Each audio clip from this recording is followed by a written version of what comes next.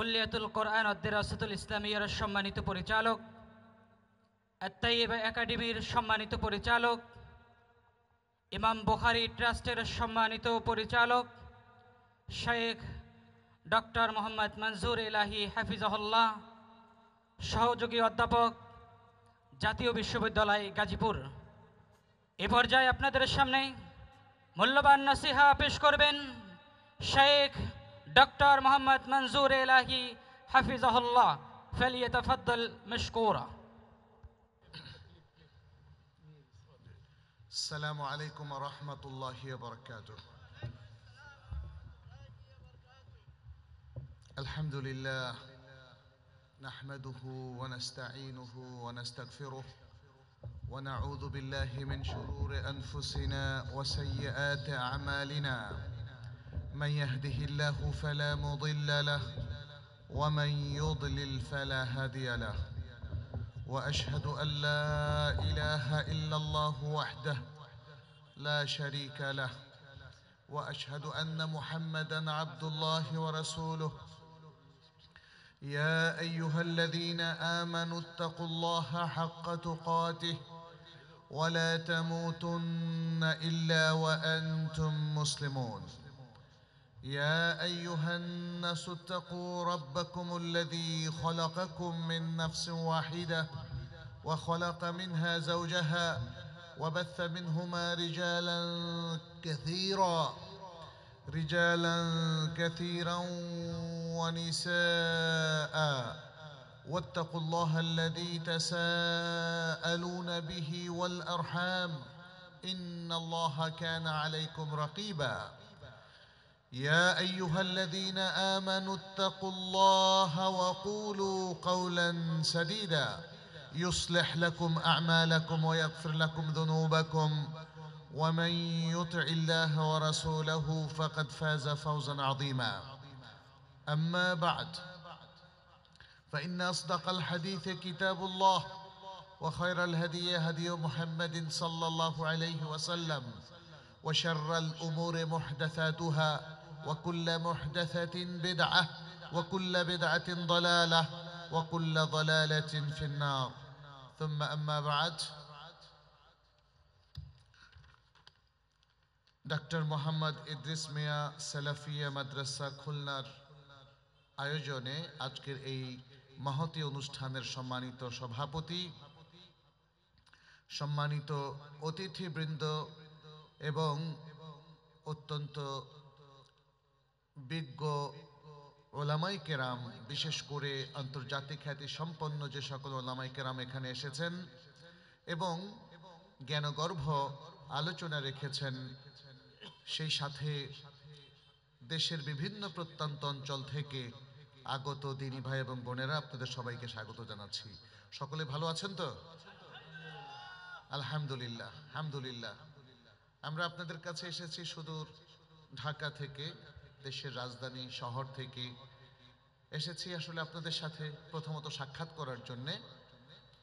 আর এই মাদ্রাসা ডক্টর মোহাম্মদ ইদ্রিস মিয়া সালাফিয়া মাদ্রাসা, যেটি হওয়ার আগে আমার মনে আছে আমরা এখানে দাঁড়িয়ে কথা বলেছিলাম এবং আপনাদের কাছে আমরা একটা প্রতিশ্রুতি দিয়েছিলাম যে এখানে অচিরেই একটি মাদ্রাসা আত্মপ্রকাশ করবে। আত্মপ্রকাশ করেছে কিনা? আলহামদুলিল্লাহ। সবাই জোরে বলেন আলহামদুলিল্লাহ।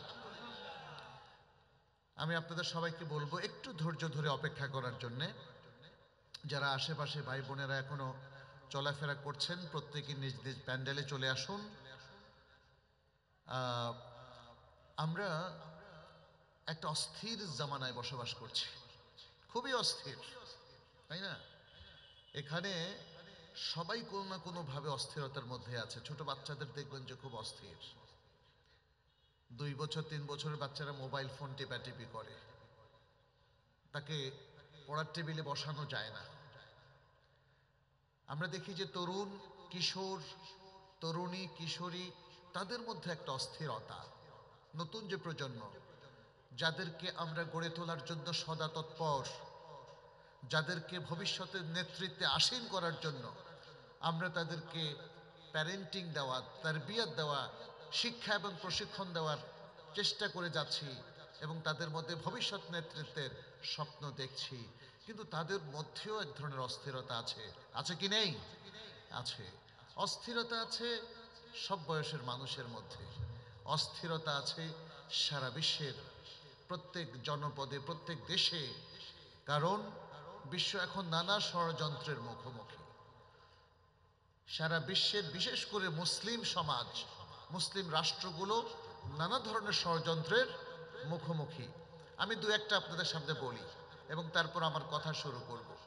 আপনি দেখবেন যে আমাদের ইসলামের মূল যে জায়গাটা, সেখানেও আঘাত হানা হচ্ছে।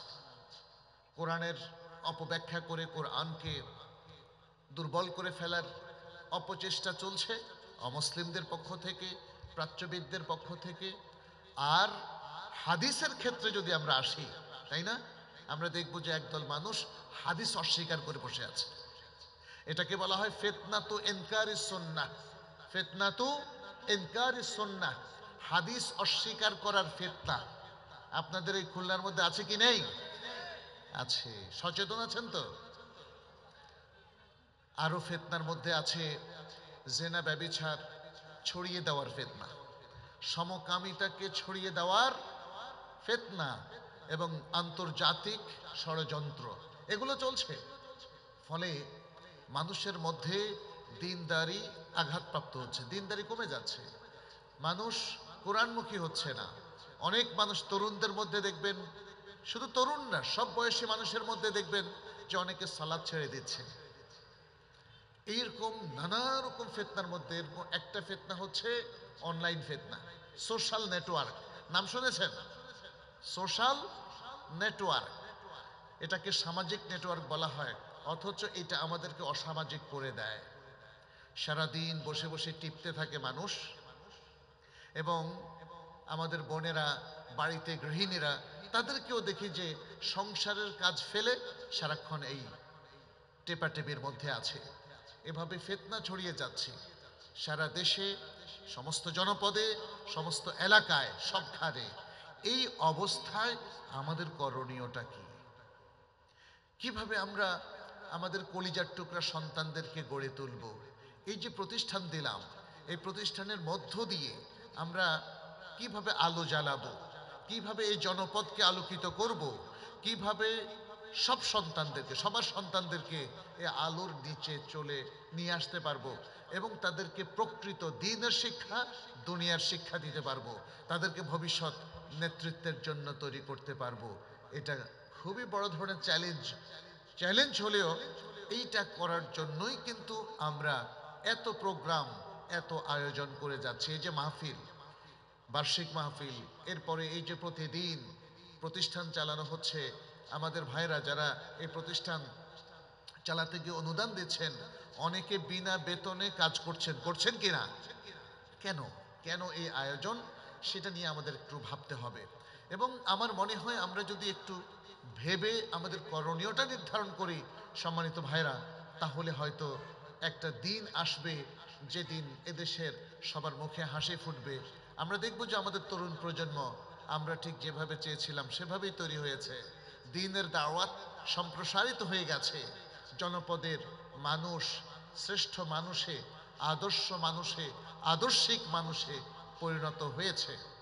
আল্লাহ সুবহানাহু ওয়া তাআলা আল কোরআনে বলেছেন, কুনতুম খায়রা উম্মাতিন উখরিজাত লিন-নাস তা'মুরুনা বিল মা'রুফি ওয়া তানহাউনা আনিল মুনকার ওয়া তু'মিনুনা বিল্লাহ। তোমরাই শ্রেষ্ঠ জাতি, যাদেরকে মানুষের কল্যাণের জন্য সৃষ্টি করা হয়েছে।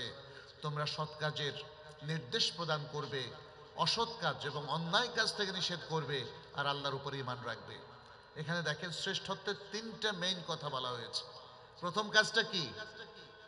যদিও প্রথম কাজটা তারতিবে এখানে শেষ উল্লেখ করা হয়েছে, প্রথমটা আসলে ঈমান। প্রথমটা কি? ঈমান। ঈমান থেকেই মুসলিমদেরকে তার জীবনের যাত্রা শুরু করতে হবে। দেখেন, মায়ের পর থেকে পড়ে সবাই ঈমানদার হয় কিনা সেটা দেখা যাবে তার বড় হওয়ার পরে তার বক্তব্য থেকে। কিন্তু ইসলাম বলছে সন্তানের জন্ম হয় ইসলামের উপরে। কুল্লু মাউলুদিন ইউলাদু আলাল ফিতরাহ। প্রত্যেক নবজাতক শিশু ফিতরাত তথা ইসলামের উপর জন্মগ্রহণ করে, ফাআবাওয়াহু ইউহাউইদানিহি আও ইউনাসসিরানিহি আও ইউমাজ্জিসানিহি, তার বাবা মা তাকে হয় ইহুদি করে, অথবা খ্রিস্টান করে, অথবা পৌত্তলিক করে, অগ্নি উপাসকে পরিণত করে। তার মানে হচ্ছে এখানে মানুষকে শিক্ষা প্রশিক্ষণ দেওয়া এটা খুবই জরুরি। আপনি যেভাবে তাকে গড়ে তুলবেন সেভাবেই সে গড়ে উঠবে। আজকে এই অস্থিরতা কেন সমাজের মধ্যে, তরুণদের মধ্যে এই সমস্যা কেন? কেন সালাত থেকে সবাই পালাচ্ছে? কেন দিন ধর্ম থেকে পালিয়ে মানুষ একটা অনাচার, দুর্নীতি, মিথ্যা, ভেজাল সমাজের মধ্যে আরো সব প্রবলেম তৈরি করছে কেন, তাই না? এই প্রশ্নের উত্তর খুব সহজ। কারণ যেভাবে আমাদের গড়ে ওঠার কথা আমরা সেভাবে গড়ে উঠিনি, যেভাবে সন্তানকে মানুষ করার কথা সেভাবে সন্তান মানুষ করা হচ্ছে না। স্কুল, কলেজ, ইউনিভার্সিটিগুলোতে গিয়ে দেখেন সেখানে কিছু আগডুম বাগডুম পড়ানো হচ্ছে। আর কি পড়ানো হচ্ছে, তাই না? ছোট সময় দেখেন কত সুন্দর সুন্দর ছড়া আমরা আমাদের এই যে আমরা যারা এই বয়সের আছি তারা পড়েছি। আর এখনকার ছেলেমেয়েরা পড়ে আগডুম বাগডুম ঘোড়াডুম সাজে, ঢাকঢোল ঝাঁঝর বাজে। কি বুঝলেন? কি বুঝলাম আমরা এই কবিতা থেকে, তাই না? এর সাথে আরো যোগ হয়েছে নানা ধরনের অমুসলিম কৃষ্টি কালচার, পৌত্তলিক কৃষ্টি কালচারের অনেক কিছু। আর মুসলিম সন্তান তাদেরকে গড়ে উঠতে হবে কোরআন এবং সুন্নাহর আলোকে। কিসের আলোকে? কোরআন এবং সুন্নাহর আলোকে। এই জন্যই আমাদের বিশুদ্ধ সালাফি আকীদার কথা বারবার আসে এবং বিশুদ্ধ তরিকার কথা আসে, বিশুদ্ধ মানহাজের কথা আসে, আল আকীদা আস সাহিহার কথা আসে।